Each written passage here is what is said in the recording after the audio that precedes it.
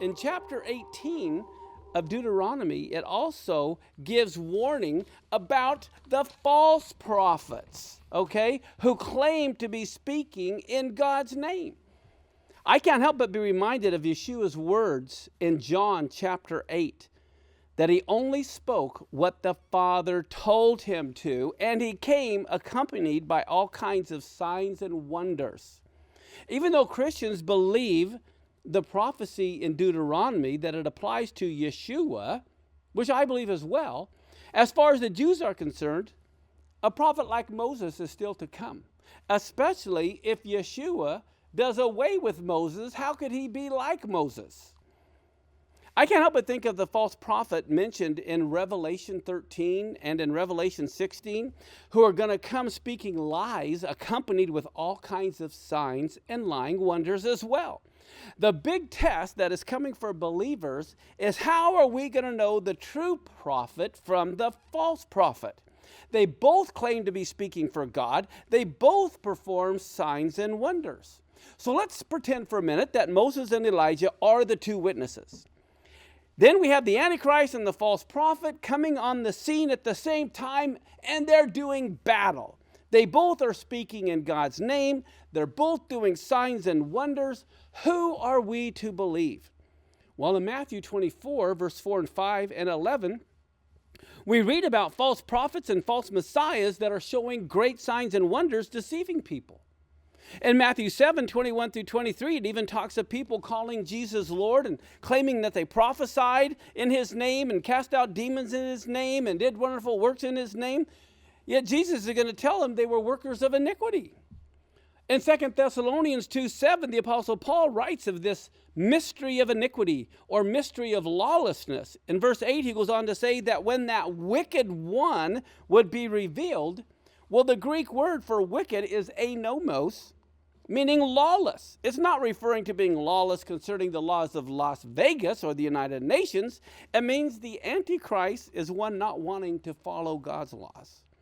If we take another look at Deuteronomy 18, we see that Israel is warned not to fall for the false prophets who will presumptuously claim to be speaking in God's name or speak in the name of another God.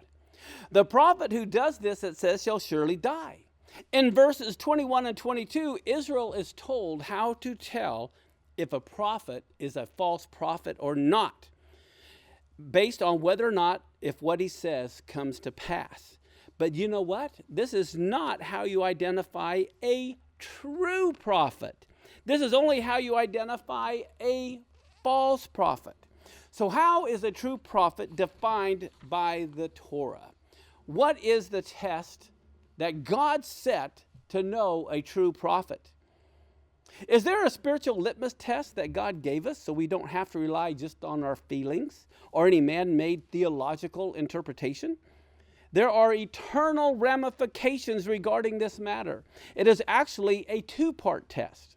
We find additional information in Deuteronomy 13 about what completes the litmus test for determining a true or false prophet. Let's take a look.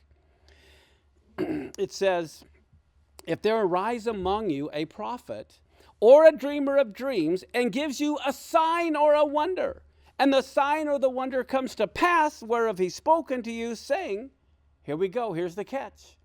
I mean, was Jesus a prophet? Yes. Was Jesus giving signs and wonders? Yes. Did Jesus' signs and wonders come to pass? Yes.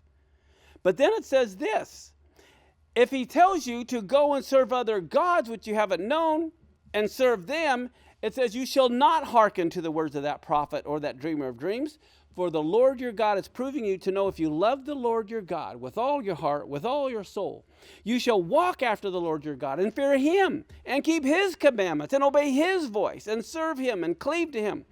And then it says this, that prophet or that dreamer of dreams shall be put to death because he's spoken to turn you away from the Lord your God, which brought you out of the land of Egypt.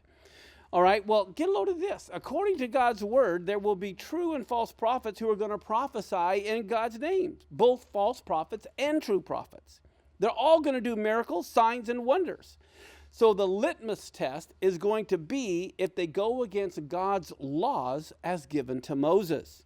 Now, if this prophet to come is to be like Moses, who faithfully recorded only what God told him, then certainly this future prophet wouldn't break the Torah, invalidate the Torah, or say it is done away with, or else he definitely doesn't fulfill the role of being like Moses or a Jewish Messiah.